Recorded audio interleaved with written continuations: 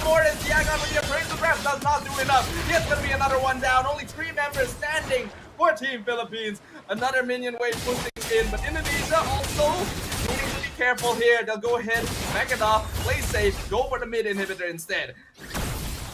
Oh man, looking at the side of Philippines, it kind of seems as though the win condition is just not quite really there. They are constantly trying to bring down Fumi Echo, but they can't bring Fumi Echo down at all. Oh, Hayabusa beaten down like the sitting duck. And that football actually chased her down to the ends of the earth right there. Petrify on Shell, but the rough waves used on the minion wave because Amoris just has no choice. Vivian with the conceal and backline, maybe a bit too greedy there. Will lose her life for that play. Praises Raph again, not really doing all that much, but the goal now for Philippines is just to clear minions. And so far, they're still holding on to their crystal. Very close to eventually ending the game. Indonesia wanting to go for a full-out team wipe over to the side of Philippines, but unfortunately wasn't able to see the ends of it. But regardless, as long as they don't overextend themselves too much, they should be able to find themselves still in the game, considering the fact that, look at this, 37k gold for the side of Philippines and 43,000 gold for the side of Indonesia. We are definitely looking at quite a bit of a lead for the side of Indonesia for them to take this lot down easy peasy, and then subsequently bring down the inhibitor turret in the top lane to slowly secure themselves the win. A lot of pressure is on Perez now. That's the only consistent damage Philippines has. Sini being forced out, but able to flicker away, and Raging Sentinel wasted again. Rivero, you gotta hold on to your cooldown. Wave Dragon used on the Khalid. Meanwhile, Fumi Echo 1v4, just tanking everything, and the Tempest plays right on top of Team Philippines. Vival able to jump away. The rest of the Indonesians are coming in. And actually doing a lot of damage to Shell and Sini, but they're still alive, and that is what matters. Rivero and Perez gone. Indonesia, full control over the Lord.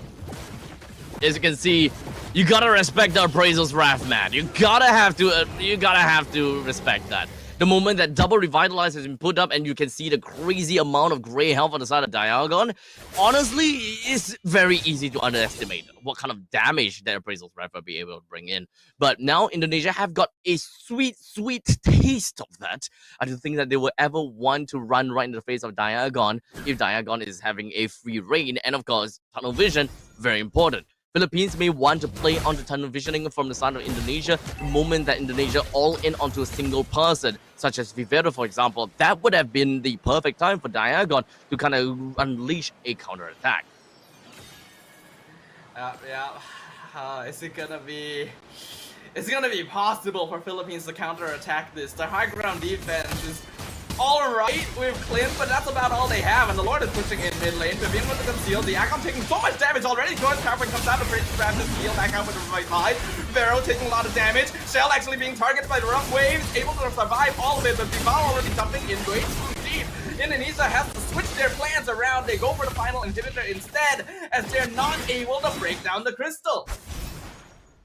It is now Indonesia. He's gonna tuck their tails between their legs and running from behind. Philippines pushed Indonesia away despite losing all of their inhibitor turret and exposing them into a barren wasteland. Philippines still managed to reclaim their jungle, push out all of these waves, and this is going to open things up a little bit more for Perez as well as El Puerto to get even more fun from this point onwards. Indonesia is starting to really respect Philippines for the amount of wave clear that they have got, and of course the damage that they have got as well. So Indonesia, they want to play safe and sound, but they gotta play it a little bit slow. But I'm not too sure if whether that is a sound decision.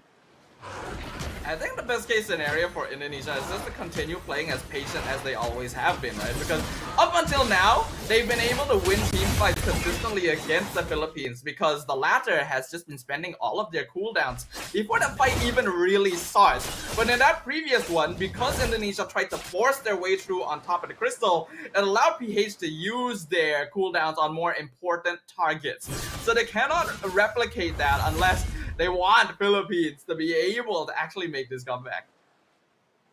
Slowly but surely, they had more at a certain point in time. But Philippines, I think that they have kind of changed the way that they play as well. They're actually putting Diagon to just kind of open up the map a little bit more and just kind of be the anchor of the team. Back then, I would say that Philippines, they have constantly been very hot-headed and fast on their fingers when it comes down to initiating with Amores. But you gotta have to remember, this is more or less the same kind of win condition from game 1 to game 2.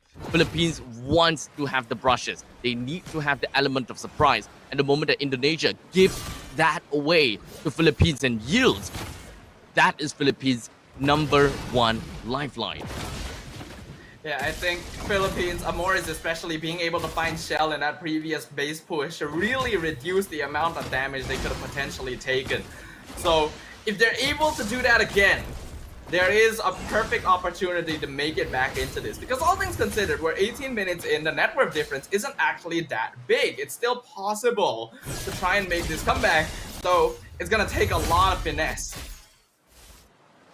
As we now slowly see the slow pursuit of the Lord from both teams. Diagon really anchoring down and being that solid brick wall right in front of Indonesia. I would say that Vivero is doing the absolute same as well with the thick amount of HP that he has got. But of course, something's brewing. Oh!